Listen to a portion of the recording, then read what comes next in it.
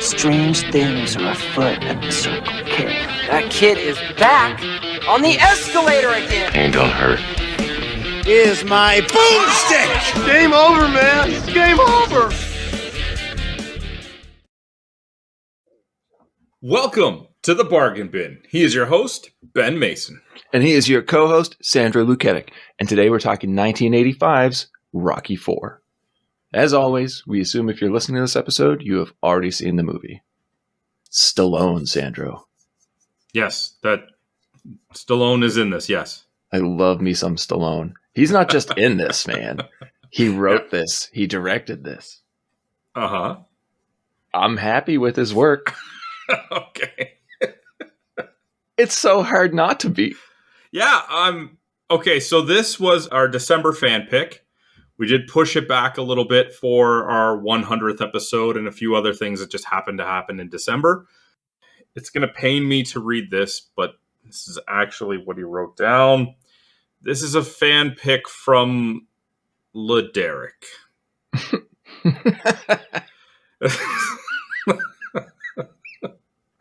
Why you do this to me?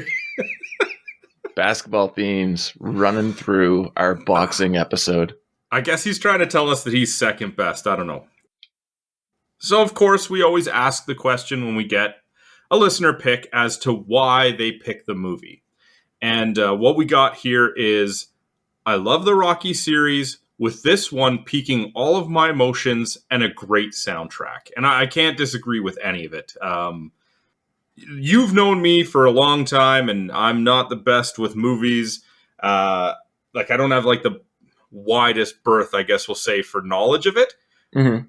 But from the movies that I've seen growing up, I've always carried this one as one of my all-time favorites. Not in the genre, not of Stallone movies. It's just been one of my favorite movies of all time, was Rocky IV. Yeah, I would put it as a tie with my favorite in the series with Rocky Balboa. But yeah, it was just a great movie in the 80s. It's an amazing time capsule of American propaganda.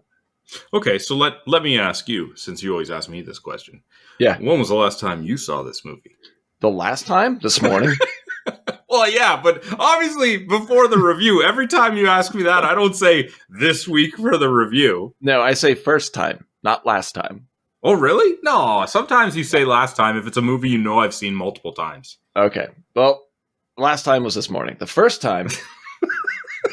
You jerk.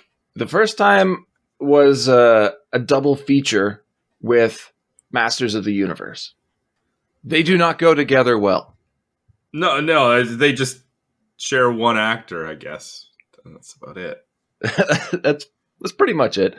Definitely Rocky IV, my favorite of those two. But I don't know, there's just something really special about this movie.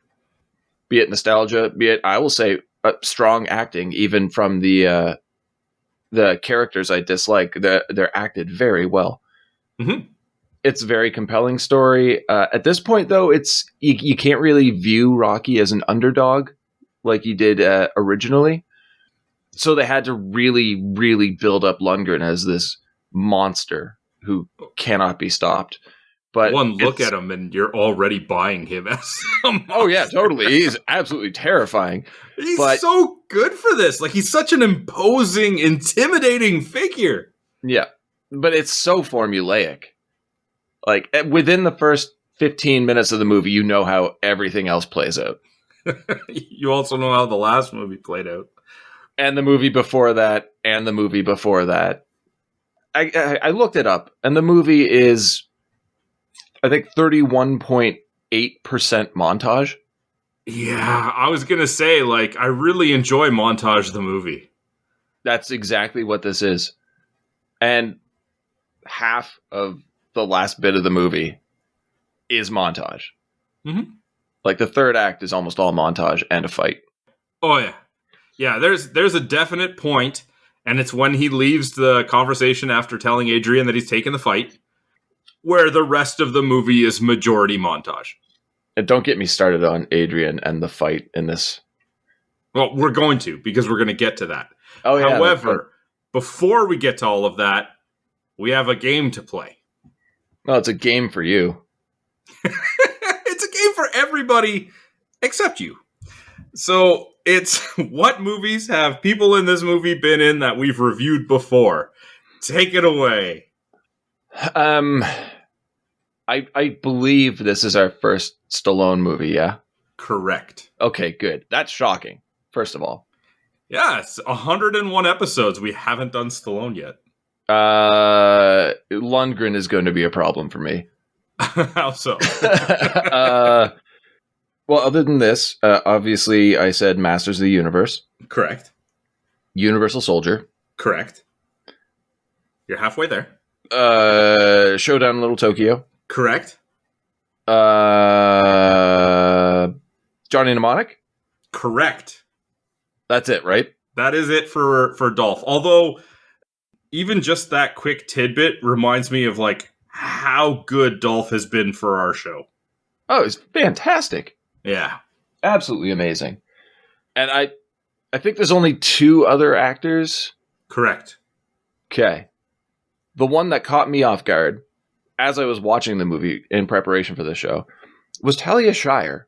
Correct. Because I completely forgot that she was in Rad. Yeah, the mom. Exactly. And such a good movie, too. Great movie, and she did a great job in that. Mm-hmm. And of course, we can't forget Carl Weathers.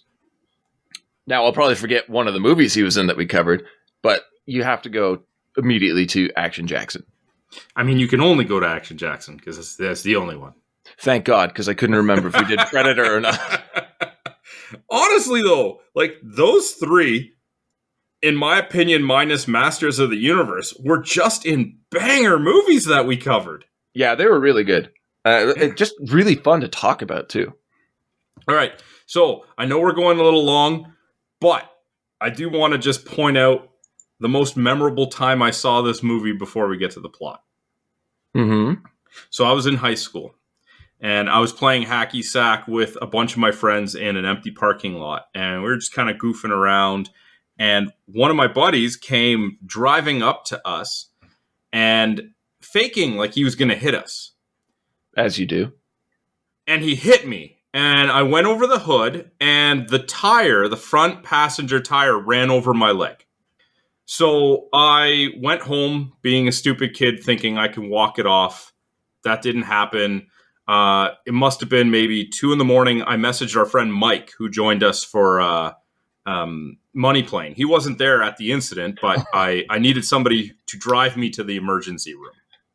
And Mike came, and he took me to the emergency room, and he stayed with me the whole time because he's a great guy. But on the TV in the emergency room was Rocky IV. And by the time they got to me, we had watched the movie in its entirety. Okay, 1 second. Yeah. Why didn't the friend that hit you, why did he not take you to the emergency room?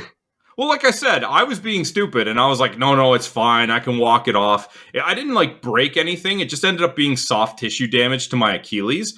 But I insisted that I just be taken home. Okay. Yeah. Dummy. Yeah, I literally said I was a dumb kid. Yeah, no, I'm just driving that point home. So, I'll always remember that time watching Rocky IV in the emergency room. I mean, sure. I didn't say the story was going anywhere. I just said it was my most memorable time watching the movie. I wanted to share that. Yeah, and this is, I don't know, it's one of those few movies where you can really actually enjoy it on your own or around other people suffering horrible injuries, I guess. Honestly, I can say it was my most enjoyable trip to the emergency room because I literally just sat there watching Rocky IV in a wheelchair with a smile on my face. Actually get in to see a doctor and he's like, oh, I don't know. It's They call my name and the movie's not over. Yeah, take the next one in line. Doctor's like, I must break you. Opening credits, Sandro. Mm-hmm. Already ridiculous. Mm-hmm. 2 boxing gloves, 1 American, the other Russian, collide and explode. That sets the pace and tone for this entire film. It's not well done. No, it's not. But we get a replay of the climactic fight from the previous film, complete with Eye of the Tiger by Survivor. Nice. Rocky and Clubber Lang. Have you seen Rocky 3? I've seen all of the Rockies, dude. I don't like it. It's not one of the better ones, but I mean, it's still better than 5. Everything is better than 5. Tell me about it. But I don't like. I like Mr. T. For some reason, I just didn't like that movie. I have to go back and revisit it because maybe I was just in a bad mood. Because 1 and 2 are phenomenal movies. 3 we just covered. 4 we are covering. 5 we all know is terrible. 6 fantastic in my opinion. And I've only seen Creed. I haven't seen Creed 2 yet. Oh, Creed 2 is so good, and it's the return of Drago. I know. And that's why I really have to get around to it. You do. Oh, maybe I'll change my pick for next week. No. Please. No, I'm not going to do that. I'm not going to do that. Cut to a conversation between Rocky, played, of course, by Sylvester Stallone, and Apollo Creed, Carl Weathers, discussing Apollo's idea to finally have another rematch in their gym. Great job at cementing the friendship between the two. They play off of each other so well. And really, they always have, even when they were opponents in the first 2 films. Honestly think that it doesn't matter who he's with. Carl Weathers has so much charisma that he's gonna make you like whoever he's friends with here. Yeah, and not even just here. Like, look at Predator. Like, we follow Arnold in the chopper and everything when they land. Like, okay, well, this is an Arnold movie, 100% behind it. And then they get that, like, weird embrace arm thing they do. Oh, anybody who's ever been on the internet knows what it is. Exactly. And I'm like, I'd be okay if Carl Weathers took over this film. Yeah. But yeah, I think they're constantly ribbing each other. Everyone also seems to forget, like, a lot of Rocky fans, or not Rocky fans, but people who have seen the movies or know Rocky, the cultural figure, forget that he lost the first fight, which I thought really cemented him to me as a really lovable character that you could. It was one of the best parts of the first movie is that it really cemented him as the underdog, and the Cinderella story doesn't have to end with a win per se in the ring because he won in so many other aspects during that journey. Well, he went the distance too. It was a split decision. So, I mean, that alone, a nobody to almost tying the champ. Yeah, and it's crazy how they moved up to being such good friends here. Yeah. And their friendship is so solid that it really throws me off when the next or later that night Rocky returns home and we meet his kid, Rocky Jr., I guess, because he's never named in the movie. Hey, he never is he? No, he's not. He's called like kid, boy. Rocky calls him babe at once. but this kid just doesn't have a name. And I was trying to figure out, I'm like, I guess it's Rocky Jr., but then Rocky is Rocky's nickname. It's not his actual name. So is the kid Robert Jr.? Because Rocky's name is Robert Balboa? Or who the fuck? Like, this poor fucking kid, like, nobody refers to him by name whatsoever. He's just there. It's not until, I think, Rocky Balboa that they do actually label him as Robert Jr., right? Yeah. But at this point, no idea. Yeah. None whatsoever. This night also happens to be Paulie's birthday. Paulie, played by Burt Young. Anybody who's not familiar with the Rocky franchise, Paulie is Rocky's brother-in-law. And we also see Talia Shire here again as Adrian Balboa. I have to ask you, man, what are your thoughts on Paulie throughout this franchise? I'm kind of indifferent. Like, I get what they're going for is, you know, Rocky's got the heart of gold. He's not going to give up on, you know, the people that were with him. But, like, he's kind of obnoxious. Yeah. And that's him toned down for this movie. We're at this party where Rocky is late because he was fighting with Apollo. And there's nobody else there. Yeah. Like, even if Rocky's late, they had a party with no attendees. Yeah. But, like, this movie is so rah for every American. They couldn't have Paulie continue the way he was because we all forget, or most people forget, that earlier in the franchise, he's a raging alcoholic who actually beats the shit out of his sister constantly. Here he's just an annoying goof. Yeah. A much more comedic take on the character, I guess. But Burt Young does a great job at it. It's just a shitty character. Yeah, no, Burt Young is good. But it's a better character than his fucking birthday present. Oh my God. Goddamn robot. And it's like the scene is set up to make it seem so grandiose. Rocky's like, oh, I'm even sweating just waiting to show you. And then they turn the lights down and like a more electronic synth song starts playing. And then this thing wheels in here. It's just like, oh, God. And it looks like a shitty robot from a B science fiction movie. Giant bug eyes. But it's a perfect representation of American excess here. Like, look at the massive house, sports car that Rocky's driving, I believe is like a Lambo. The kid has a fucking JVC camcorder. They're giving robots as birthday presents. It has to be somewhat tongue-in-cheek, right?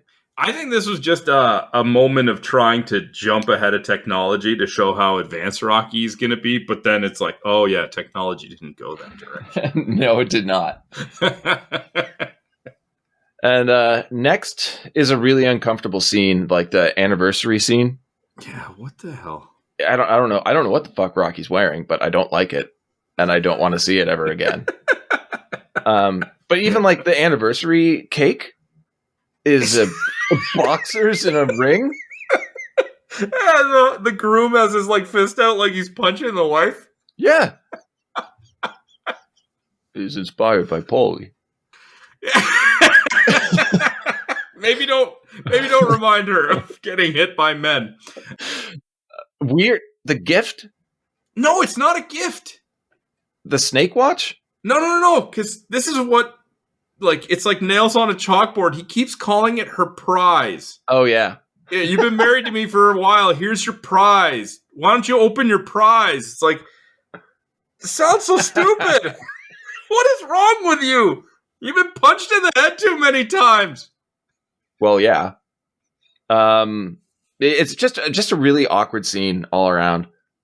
And the transition to the next scene makes no sense because it pauses on a frame. It freezes on Rocky and Adrian and fades to a Sports Illustrated cover of Captain Ivan Drago, played by Dolph Lundgren, with the title Russians Invade U.S. Sports. And I love how sports is the smallest word in that title. It just says Russians Invade U.S. Sports. Mm-hmm. Yes. Brilliant. Well, these Russians arrive in the States. Lundgren and Bridget Nielsen, who plays his wife, Olympic gold medalist swimmer Ludmilla, look like fucking supermodels. Yeah. Like, it's just, it's hard to comprehend a couple like this. But Nielsen was engaged to Stallone at the time of filming, so that was pretty much her in. Side note, too, apparently had an affair with Schwarzenegger while making Red Sonja. Huh. So, yeah. So she's tackled both Schwarzenegger and Stallone now. Oh, and we have two now. And Flava Flav. Oh, no, we're not coming. Apollo is in his pool playing fetch with his dogs and becomes irritated after catching a press conference touting Drago's in-ring ability. Mm-hmm. I don't know why he's irritated. Intimidated, maybe. It's the Ruskies coming into our land. Yeah, yes. Cold War is still alive and well. Yeah. Well, Rocky will take care of that. Oh, God. The conversation between Rocky and his son about how Rocky fights so his kid doesn't have to. Yeah, I like that scene. It's good. And the son asks him if he can learn how to fight or when he can learn how to fight. Yeah. And Rocky pretty much says, like, I want better for you. You know, like, I do this because essentially this is what I can do. And I want better for you. And then there's a cute little moment where, you know, he tells his dad, oh, you don't look like a punching bag. You look like a catcher's mitten. It's a charming little scene. It is pretty good. Interrupted, though, when Apollo calls, letting Rocky know he's coming to town. Which I honestly thought they all lived in the same town. So, okay. I didn't think he came to town. I thought you said you're coming down. It doesn't. Yeah, no, it doesn't. He's just announcing his arrival. Cut to the Russians showing their high-tech training program. They shoot down rumors of doping, even though we see that's exactly the case later on. Sneaky Russians. Put on a demonstration of Drago's power. Whatever he hits, he destroys. Yeah, I believe it. Dude's jacked. I like how he punches a thing once, scores 1,850 pounds per square inch, and they say he averages this. It's like, no, he's only punched once. That's not how an average works. Stupid. Do you want me to go into why this is... No. Okay, good. Apollo tells the Balboas that he thinks he can take Drago and plans on doing so in an exhibition match. Stupid move, man. But then we're back to this fucking robot, which now has a woman's voice, plays Paulie's favorite songs, brings him beer, all while praising him. And he even refers to it as his girl. Yeah. So let's be real here, Sandro. No, I'm not. No, I'm not answering anything you're about to... No. Paulie's tried to fuck this robot, right? I'm not saying anything, man. No. He totally has. I saw where this is going. I'm not answering. Even Rocky is slightly disturbed. I do like how Carl Weathers has the reaction that we all have. Like, this thing turns the corner. He's like, what in the hell is that? Adrian, being the voice of reason, tries to talk Apollo out of the fight, pointing out that he's been retired for years, and then immediately drags Rocky into it. And a weird line from Paulie. Ever try these comics? It keeps your fertility. Just go sit in the corner, Paulie. Yeah. You're sex bot. Later that night, Rocky and Apollo watch tapes of their fights. It's a decent humanizing of Apollo, showing that he's feeling forgotten and missing being in the limelight. And Rocky is quick to point out, like, do you think this fight isn't against the Russian, it's against you? And Apollo wants none of that. And it right here is where Stallone shines as a screenwriter. Yeah, maybe, but really, I'm speaking the truth here, pal. Are you? Yeah. I don't think I want to hear this, Stallion. Oh, come on. Hey, Paolo, look. You were a great fighter, no doubt about that. But look, we got to face the facts, too. You don't want to believe it, but maybe the show is over. And that's easy for you to say. You're still on top. What happens when you're not on top? Then what? Huh? Where do we go, Stallion? Because we sure as hell can't be born again. No, it can't be born again, but, let's face it, we got to change sometime. I don't want to change, man. I like who I am. I like who you are, too, but look at that, You don't want to believe this, but that ain't us up there no more, pal. We can't do that the way we did it before. We're changing. We're like turning into regular people. Nah, Stallion. Maybe you think you're changing. But you can't change what you really are. And you can forget all this money and stuff you got all around you, man, because it don't change a thing. You and me, we don't even have a choice. See, we're born with a killer instinct that you can't just turn off and on like some radio. We have to be right in the middle of the action because we're the warriors. And without some challenge, without some damn war to fight, then the warrior may as well be dead, Stallion. It's just so good, accepting that times change and we do as well. I can't help but wonder how much the fight with Rocky, that we don't see a result for obvious reasons, would have had a hand in Apollo accepting this fight. Because you figure he's got an ego, but if he lost to Rocky, would he maybe need to prove himself against Drago that he thinks that Rocky's above him? If he beat Rocky in that exhibition match, is he feeling full of himself that he can take on Drago? Good question. Very good question. I hadn't really considered it, but I want to believe that their exhibition rematch at the gym really just kind of turned into a sparring bout. Yeah, I feel like that's the case too. And if that's the case, that there was no winner, that also might have been hyping him up thinking, well, I didn't lose.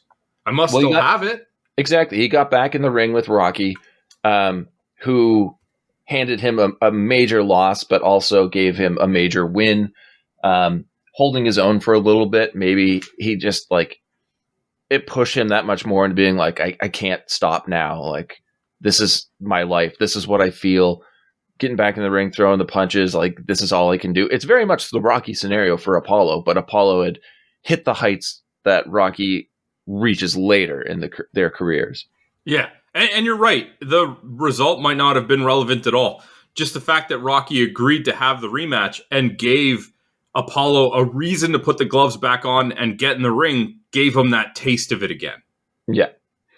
Yeah, that very, I don't know, I feel like we could have spent a lot more time on Apollo in this movie. Even next with the press conference, like, Apollo's on fire. Massive personality with a knack for talking shit. Mm-hmm. You can see the Russians just getting so angry. I know the movie's called Rocky, but I almost would have rather that Rocky took the exhibition match, didn't die, but got injured, and Apollo had to go and redeem him. It would have been so good. That's a great idea. I would definitely be down to see that movie. Mm-hmm.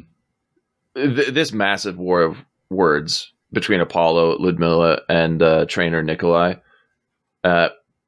is so enjoyable, and it's underlined with the fact that Drago doesn't say a word.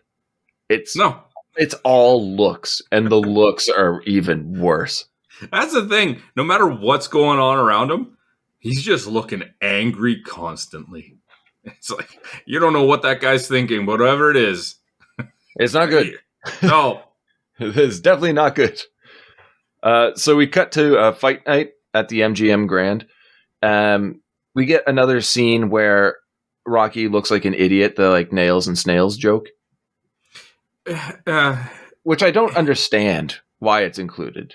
And I'm hoping that oh my God, I actually called him Rocky. I hope that Stallone took it out of his director's cut that came out last year. Yeah, I don't know. I didn't get a chance to watch the director's cut. But I hear it doesn't have the robot, so yeah, thank God. It also doesn't really have Bridget Nielsen. I wonder if there's some bad blood between those two. But no, he added 38 minutes to the movie, and it comes out to being only 2 minutes longer than the original cut. So it's something that we should all probably check out. But yeah, this back and forth turns into an argument between the two. But I'm totally with Rocky on this one. Like, the fight is not a good idea. I don't know how Apollo's so blind. Yes, I understand why he wants to test himself and get back in the ring, but this is a pretty big jump. Like, we don't know anything about Drago other than he just wrecks things. You don't know his fighting style, technique.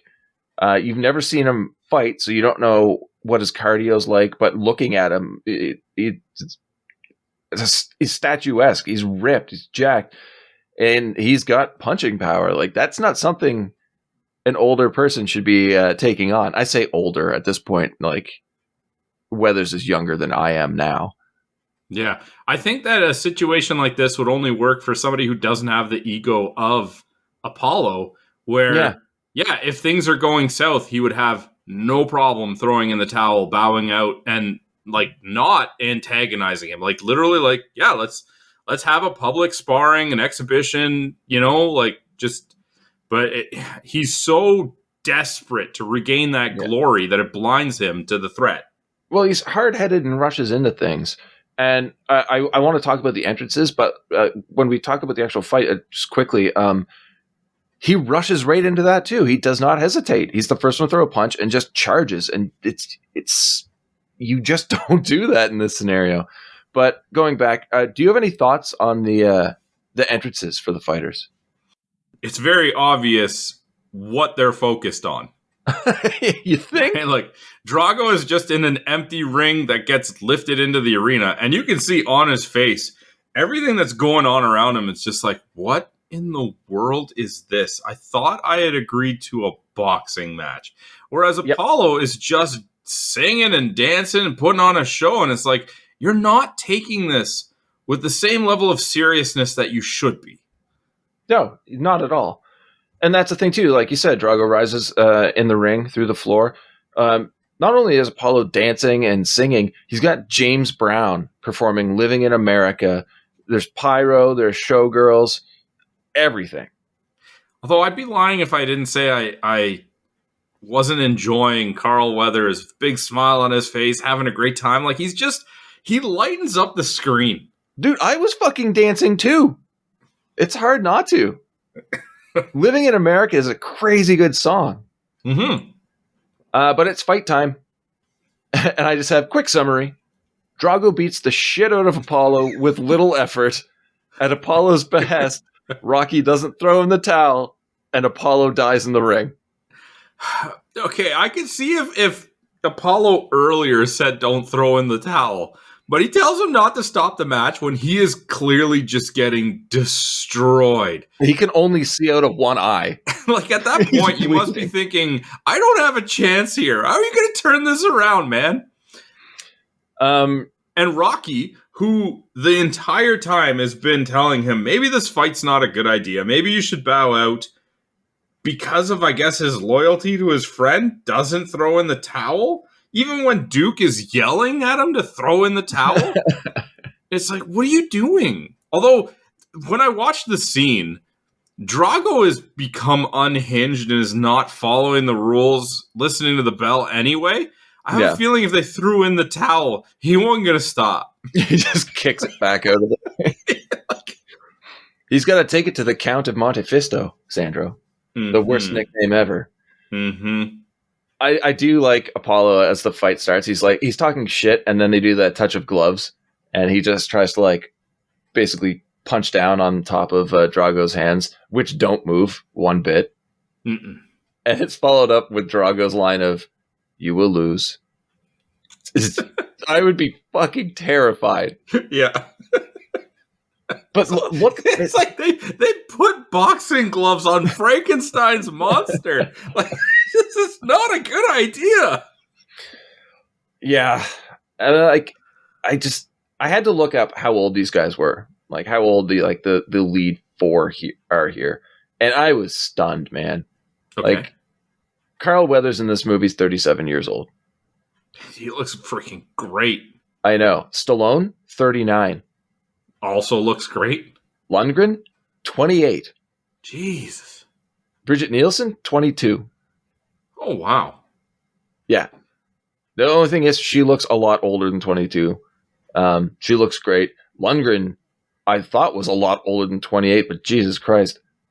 I'm impressed. I mean, for 37 and 39, Apollo and Rocky look great.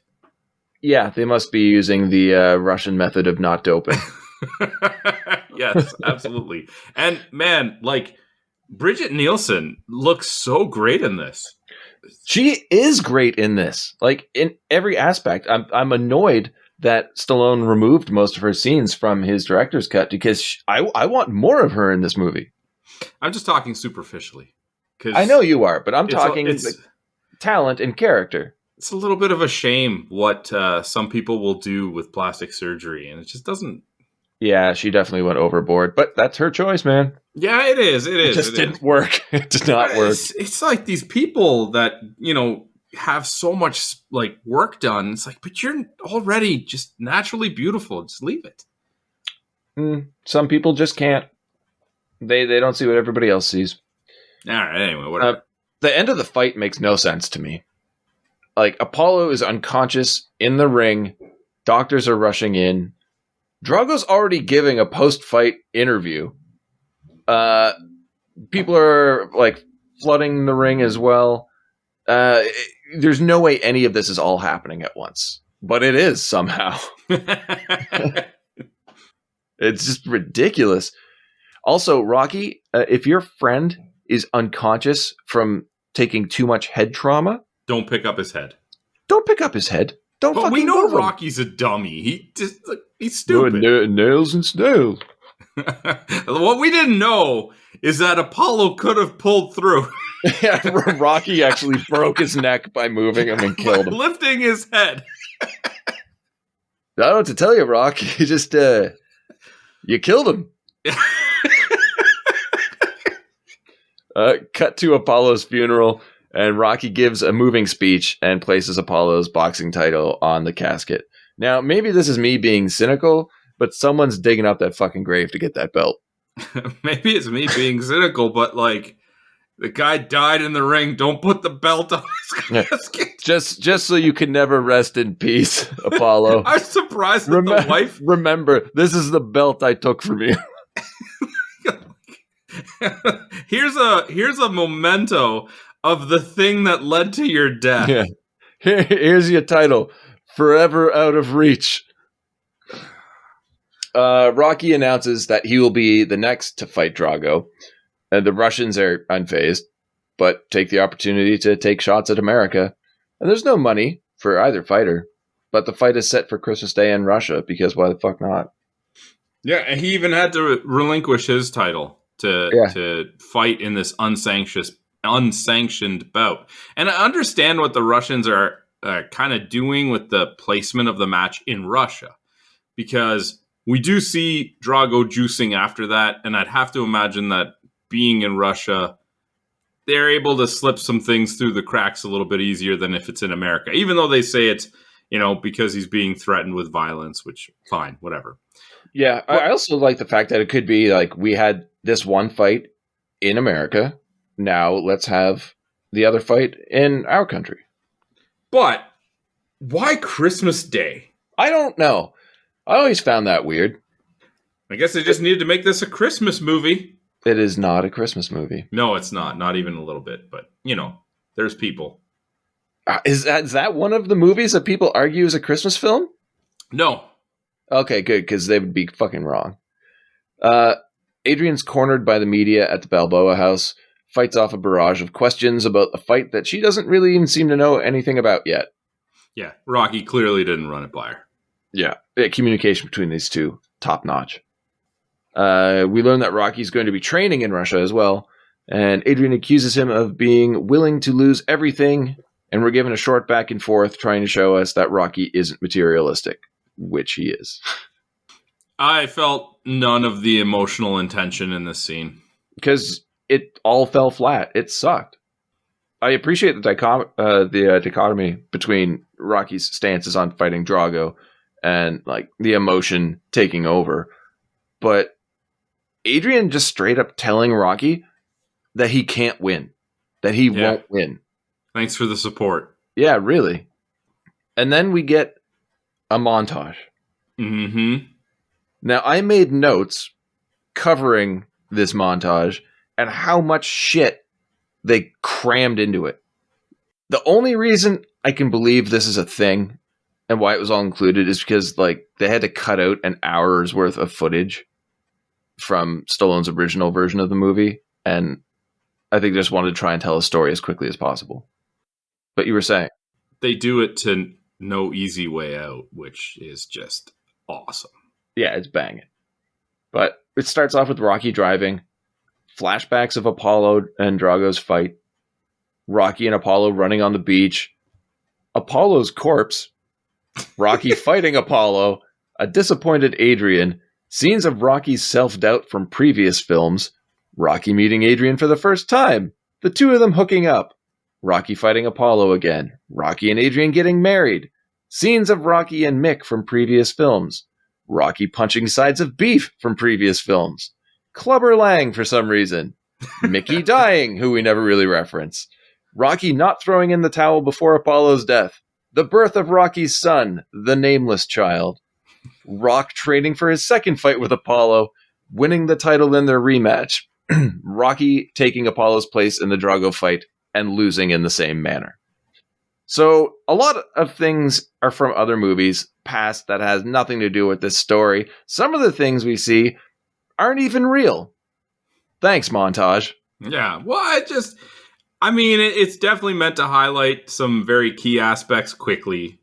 Here and there, sure.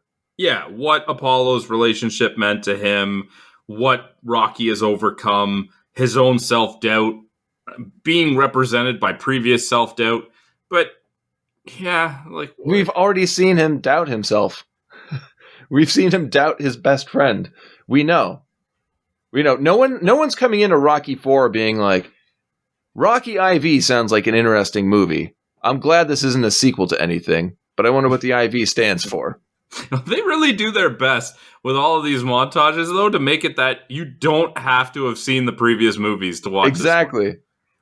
It's time to leave for Russia, Sandro. Correct. So we need another scene of Paulie and this fucking robot.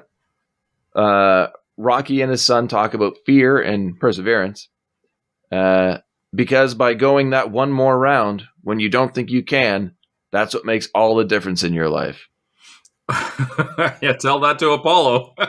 It sure made a difference in Rocky's life, because in the next movie, he's told not to fight anymore because of his severe brain damage. Mm-hmm.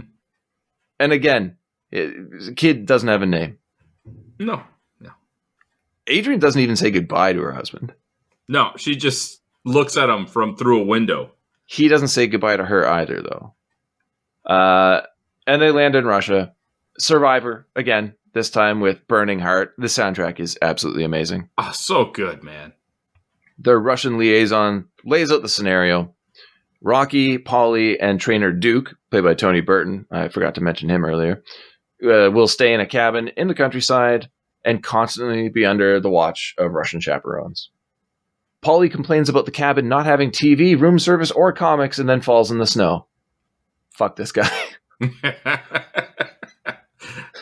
You don't need to be here, man. He doesn't. What does Paulie do? Well, at one point when Rocky's training, he sits on something to add weight to it. So Useless.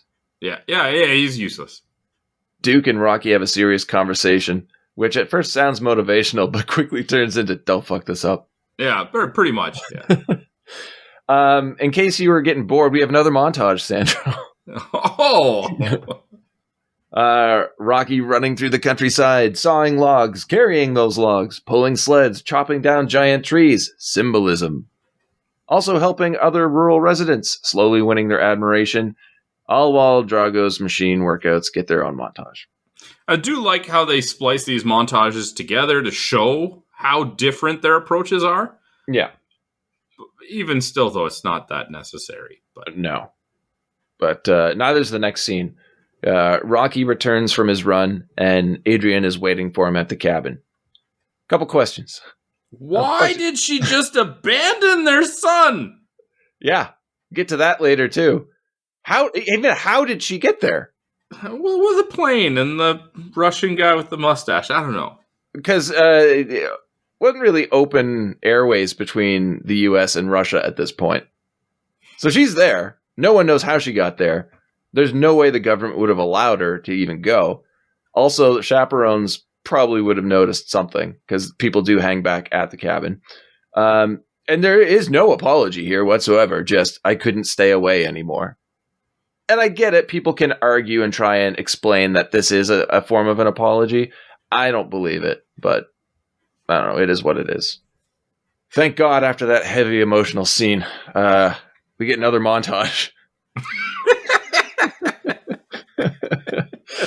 Oh my God, this fucking movie. It's really, it's the same montage. Yeah, they took a break. Yeah, they just took a break during the montage to show that she was there, and now she's in his half of the montages. More working out in the barn, more Drago workouts. Again, I can't, like, these guys are just... Drago juicing. Yeah. Rocky trying to outrun the chaperones. And I have to say, like, he does. He outruns them because they slip and slide off the snowy road. But they are so close behind him. I was thinking, like, if he fell, they just would have driven right over him. And next we get one of the stupidest parts of the movie. Rocky runs to the peak of a fucking mountain.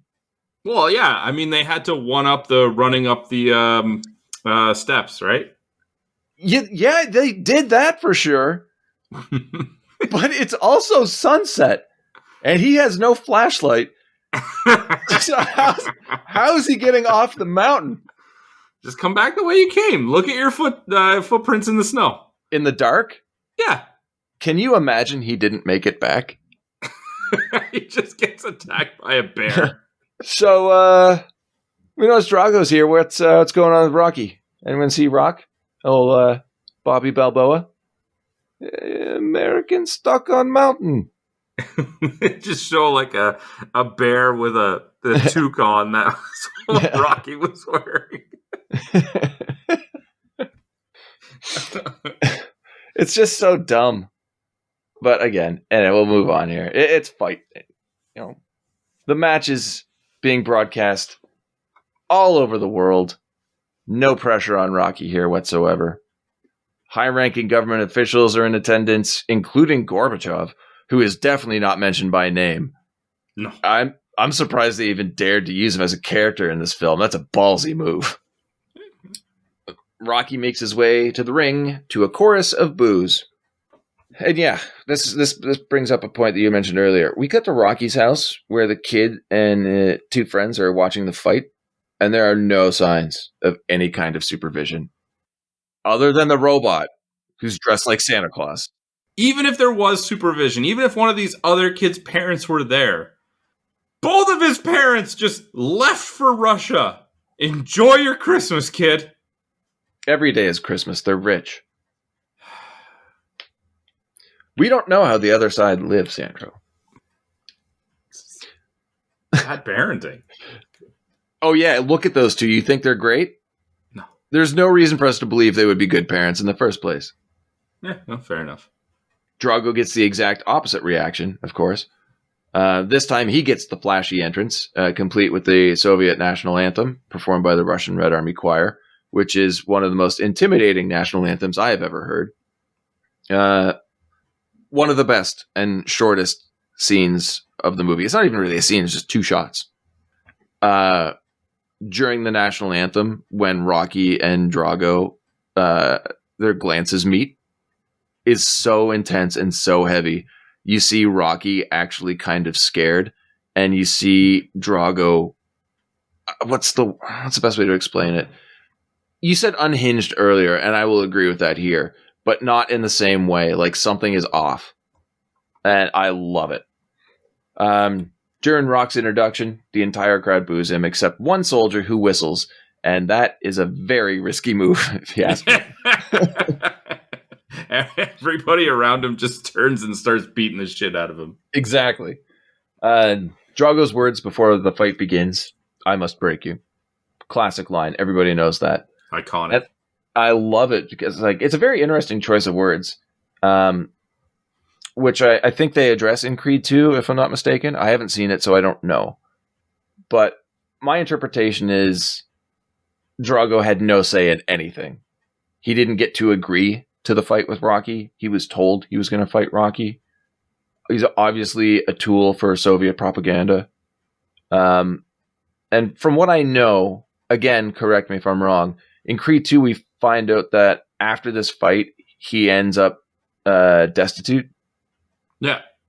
So losing this fight, they just cast him aside because he's no good to them anymore. Yeah, and I mean, you get hints of that in this movie, too. Like, when the fight starts turning, his people start turning on him. Yeah, oh yeah, definitely. And then he does make the conscious effort or a conscious decision to say that he's fighting for himself. So he's also kind of shunned them as well. Mm-hmm. We do have to say it like this. Shameless amount of propaganda for both sides here is ridiculous. But yeah, the fight begins and we all know how this goes, really. It's a back and forth. Rocky gets beaten down hard.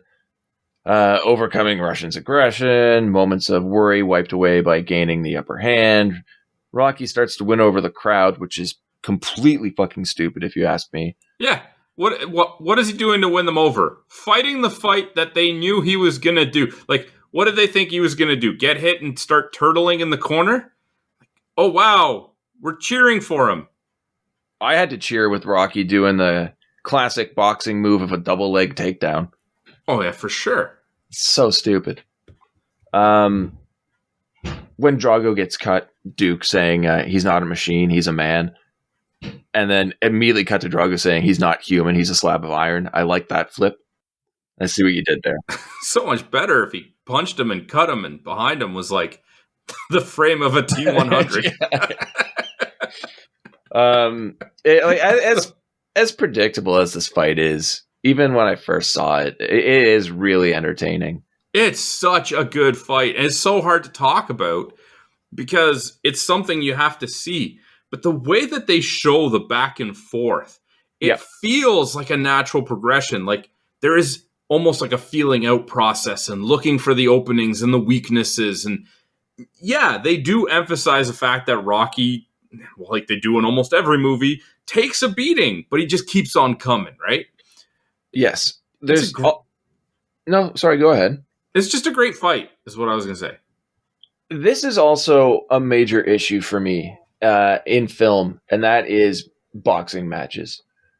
Because they're always filmed as if they're being filmed for television, and it's really hard to convincingly act out a fight without actually hitting the other person. So you'll see in the other 3 Rocky movies, and the beginning of this one too, punches that visibly are not connecting, and you still get the sound effect as if they do, and the reaction from the other actor as if he just got punched.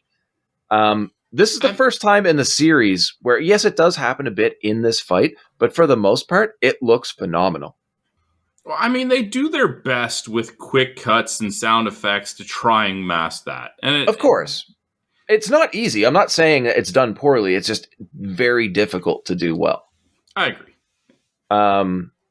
There are stories going around where like they actually were hitting each other for a while, and after eating a few punches, Stallone had to go to the hospital.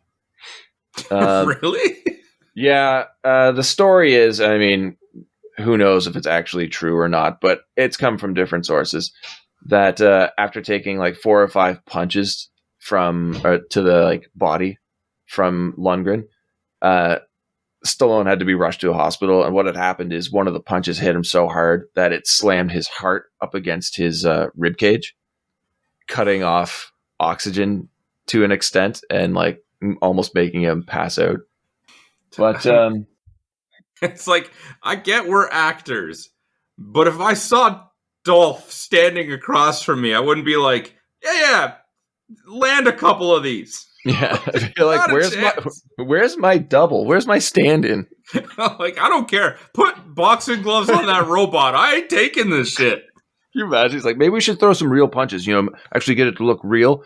And when Lundgren's like, yeah, sure. Stallone just brings in his brother Frank. He's like, all right, you wanted to be in the movies. Here's your chance. Drago gets shit on by his trainer, and rebels, like I said, claiming to fight only for himself, and that's definitely not going to end well later. Of course, Rocky knocks out the Russian to a bevy of cheering onlookers. I still just don't get that. I go to a sporting event, and if the team or athlete that I'm cheering for loses, I don't start cheering for the people that beat them. Yeah, I get it, though, man, because nobody expected Rocky to last as long as he did, let alone win.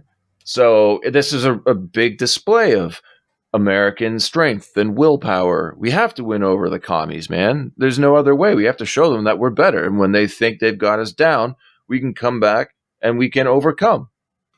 That's one thing I fucking hate about this movie. Oh, so much. Absolutely. After the fight, just end the movie. I don't want to hear Rocky on the mic. I know we haven't talked about that yet, but like... I want to so badly, though. All right, go ahead, but like... Oh, I hate it. One line. It tops off the entire speech, which I highly suggest people look up if you want to cringe real bad. But it's topped off with, if I can change and you can change, everybody can change. And the movie has the balls to write in Gorbachev giving Rocky a standing ovation, as if Rocky just ended the Cold War himself. I hate this so much. Keep this shit out of the movie. But after that, like, I had to laugh when Rocky gets another chance to speak, and I think you'll know why, because he just says, "I just want to say one thing to my kid, who should be home sleeping. Merry Christmas, kid." Just say his fucking name, Rock. Rub it in that we're not there with you. Yeah. I love. There's one thing I love about this scene, and I will say I hate all of it. Mm-hmm. It's that at one point while he's talking, they cut to Drago, and he just looks like he's so like, just shut up, man. Yeah. It's just, there's this look, not even like of losing, but like this look of disappointment, like in the corner, like, oh man, I had to lose. Now I got to listen to this shit. Oh yeah, it's definitely like, look, they're going to take me out back and shoot me any minute now, so I really don't want this to be the last thing I hear. But Rocky celebrates in the middle of the ring to thunderous applause. Freeze frame, roll credits, end of movie. So that was a film we talked about. It's not a movie that we should be dissecting. It's fun to make fun of, though. Yeah. A massive success. I I don't know anybody who doesn't like this movie. No, it's hard to not like this movie, despite everything that's wrong with it. And there is a lot wrong with it. It's still just such a good movie. Yeah, and the thing is, too, a lot of what's wrong with it is what makes it so enjoyable. No? Nah, I don't know. Let's talk money. Okie dokie. Budget. 1985. Stallone is already a star. Lundgren, not as much. Nielsen, not really. She hasn't done much at all at this point.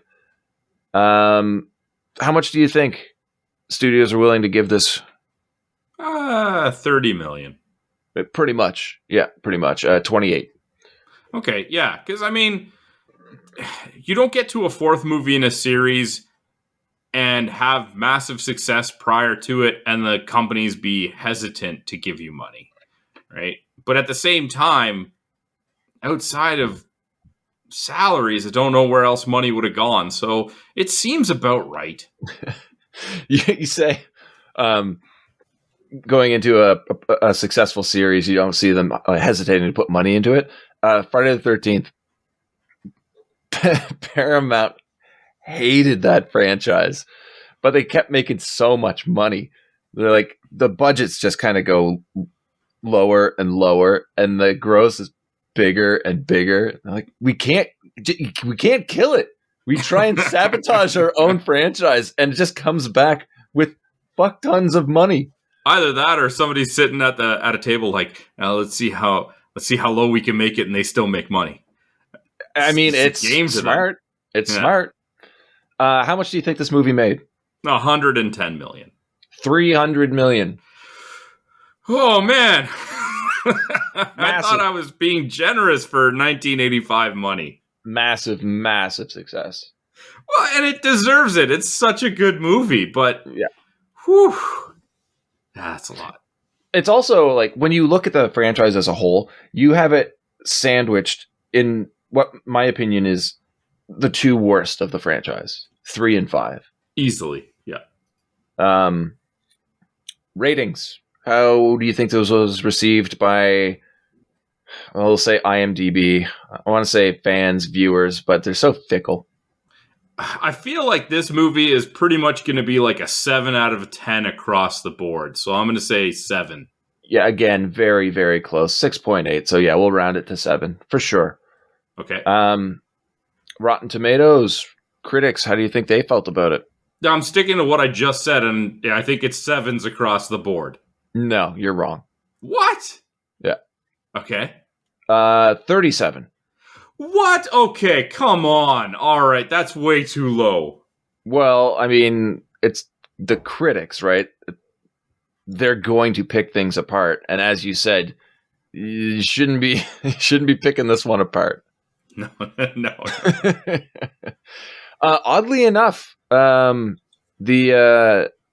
director's cut, okay, did much better with critics. Oh, really? Yeah. Currently sitting at 80%. Wow. It's the robot. The robot ruined it for everyone. I love too, because like, what do people hate? The robot. Get it out of there. What does Stallone hate? His ex-wife, Bridget Nielsen. Get her out of there. Perfect. How did the fans take it on Rotten Tomatoes though? 78, man. Okay, see, fairly That's close fantastic. to what I said. 7s across the board. Yeah. Just that critic one. I don't know what happened there. Yeah, I don't know. I don't like that at all. No. Someone fucked up. All right, should we get into some awards? Nope. No. Yes, fine. What? What did You're Derek? confusing me, man. What did Derek pick for least favorite character? Ivan Drago. Hated him, but he played his part so well. ... Maybe his wife ... reminds me of a certain Lana. Basketball and wrestling references. Interesting. I'm not 100%. So is his answer then the Ivan? wife? I guess the way it's written down. The Drago family. I don't know. It's a hard no, man. Hard no on that. I don't know. Okay, well, you start us off between you and I for worst. Paulie. It has to be Paulie. Okay. Burt Young played the role very well. So again, much like, well, most times when I'm covering least favorite character, it is not the performance, it is the actual character. And Paulie was just so fucking annoying. It didn't need to be there. We've already been taught from the previous 3 films that he's a piece of shit. So trying to make him the goofy comedic relief in this, you already know he's an asshole and you just don't want him around. They sanitized the character for, I think, a larger audience. So how much of that pick is based on the previous movies, and how much is it just this movie in a vacuum? I can remove Paulie from the previous films and still hate this character. Okay, no, I'm not. I'm just curious, right? Because you referenced the other movies. He doesn't fit. His character doesn't fit in the story with everybody else.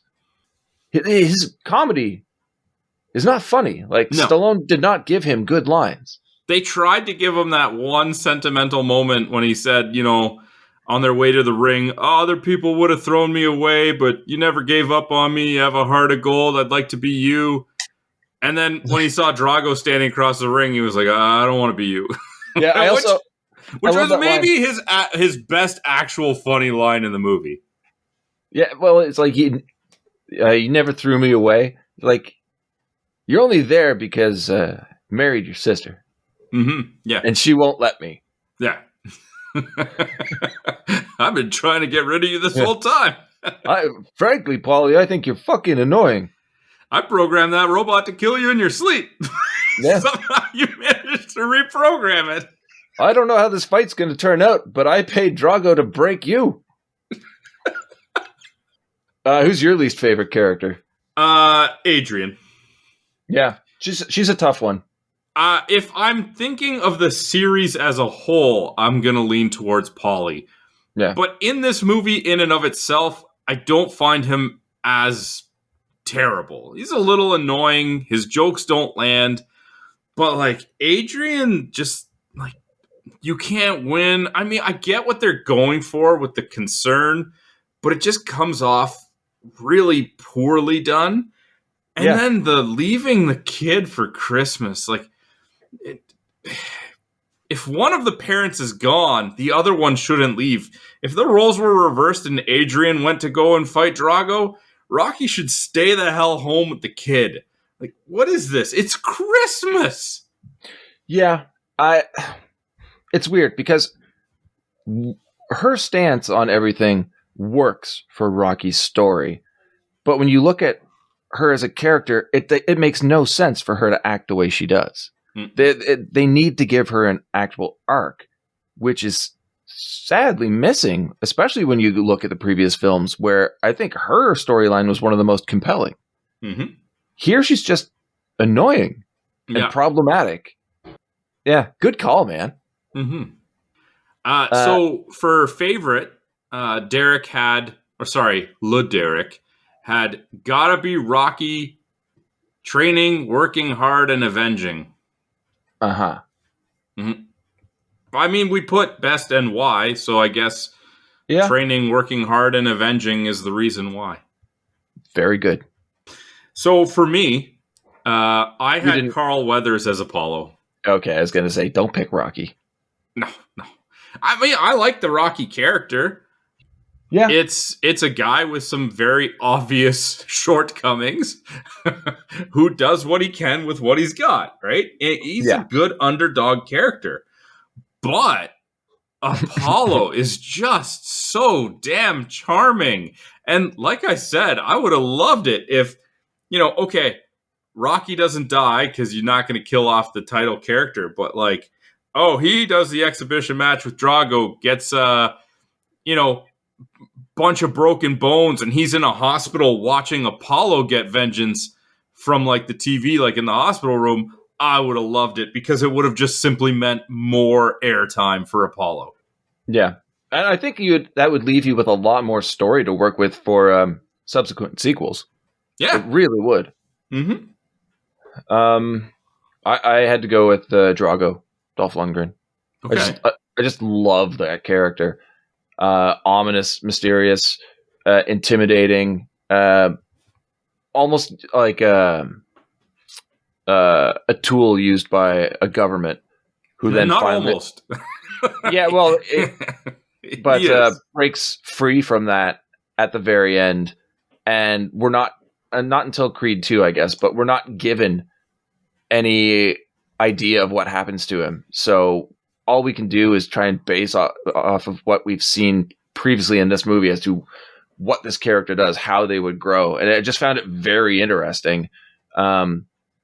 I guess it's kind of a cheat where he's one of my favorite characters because of the potential that he has. But I felt like for somebody who doesn't really talk, he was very well written. Mm-hmm. Yeah, because he doesn't. And that's why, like, I considered him as well. But the majority of the reason would have been because he looks so menacing. Because the majority of his time on screen, he doesn't say anything. So, it's still a great character for sure. But, I mean, up against Apollo, who's just so damn charming. How many times have he I really said that is now? Yeah. You've always loved Carl Weathers, it seems. How can you not? Seriously, how can you not? Where did that come from? I didn't say anything bad. Not you specifically, like the general phrase. Like, how can you not love Carl Weathers? Anyways. I don't know what kind of answer you want from me, man. It's a rhetorical question. There is no answer. There is no spoon. Everybody loves him. That's the... All right, moving on. So, for most memorable line, Lederick wrote, "So damn sad, but burned in my brain and used in many members."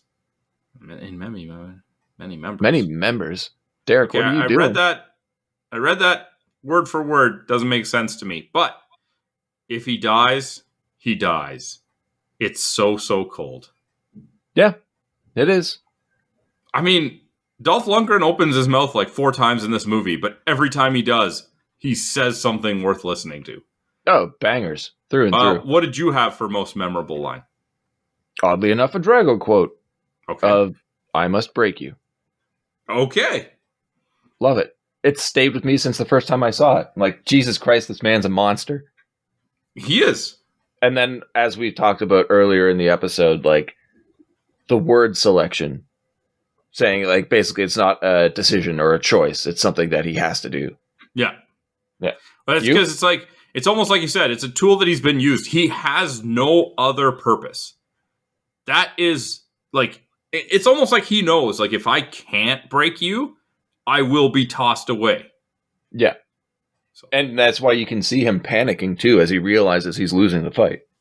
Mm-hmm. What about you? So I went 3 for 3 Drago lines, but also a different one. Mine is a subtitle because he doesn't say it in English. What? I said we just covered 75% of his lines in the movie. Yeah. So he doesn't say it in English, but the subtitle is, "He is not human. He is a piece of iron." Yeah.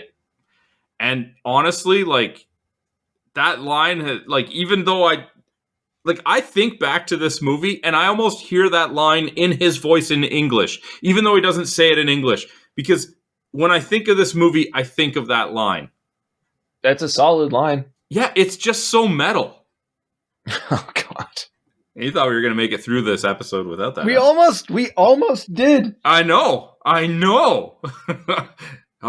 What was I thinking? Okay. What do you got for memorable theme? So Lederick wrote, so many, but I think when he is driving and having all the flashbacks and the music, I love it. I can't disagree with him simply because I feel like anything that was happening during No Easy Way Out would make it one of the best scenes. Yeah. Yeah, that, I mean, is that your most memorable scene? No. Okay, what's yours? No, mine is it's a scene, but it's specifically one person in the scene, which is Drago. And it is the introduction to the exhibition match.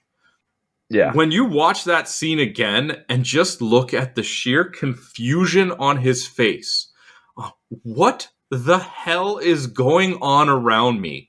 And like, he even is almost a little like, when the ring starts lifting, he almost is he like a little uneasy on his feet. He like stutters a little bit, right? But he's just so thrown off by he's like, I thought we were having a boxing match. Yeah. Well, what is going on here?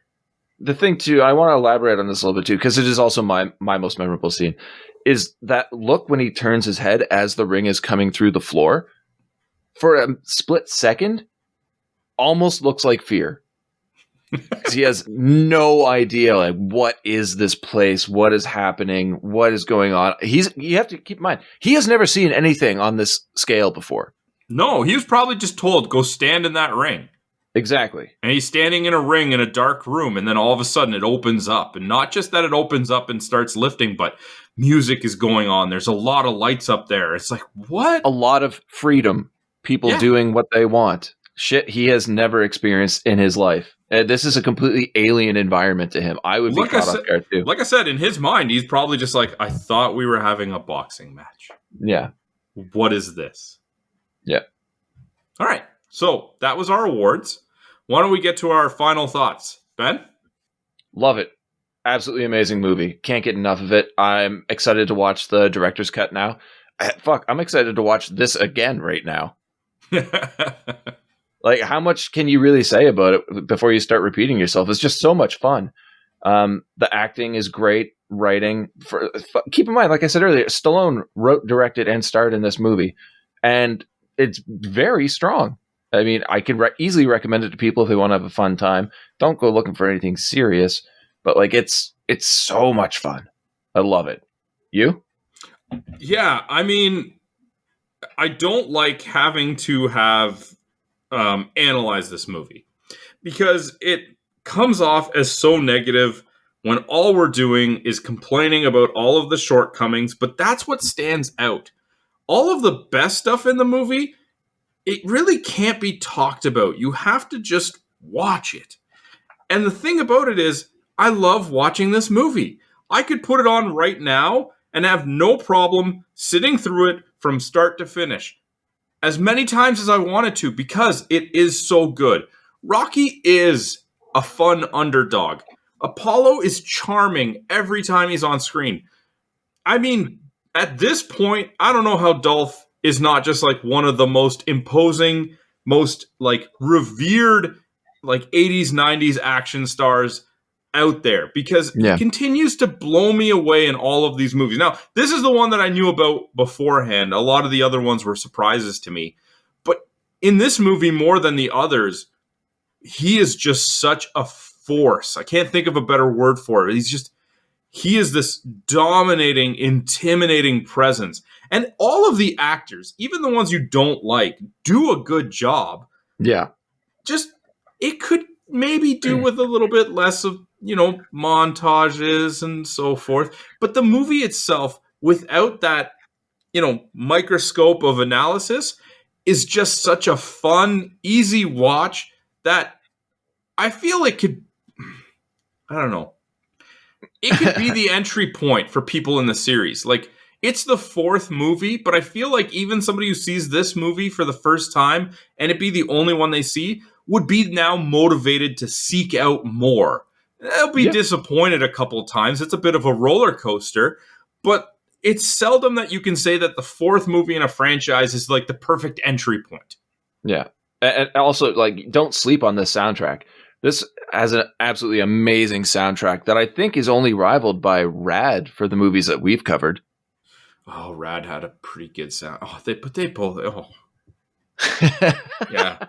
Yeah, you're 100% right on that statement. Yeah. Oh, okay. All right.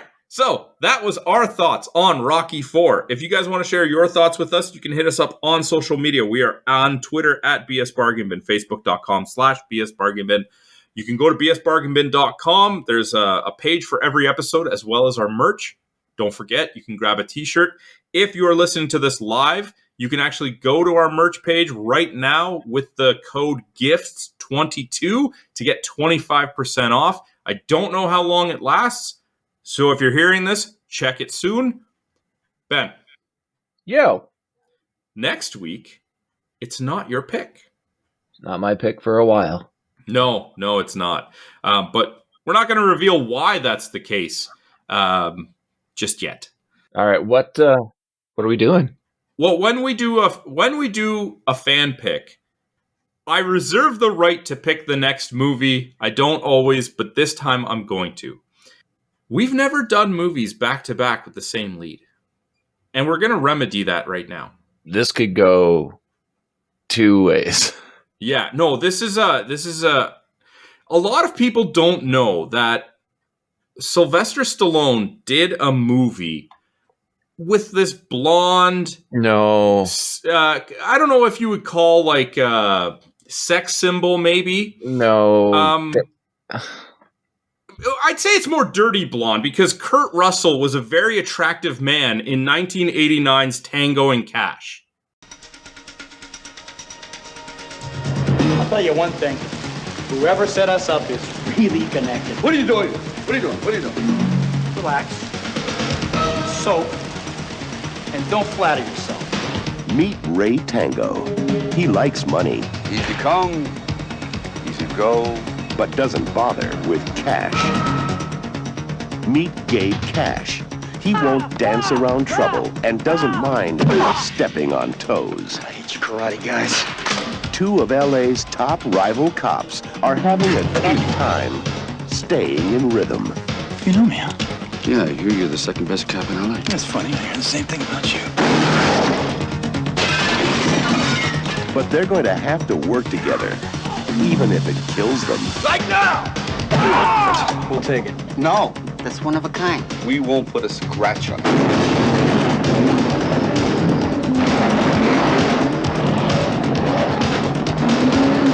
Did you sleep with my sister?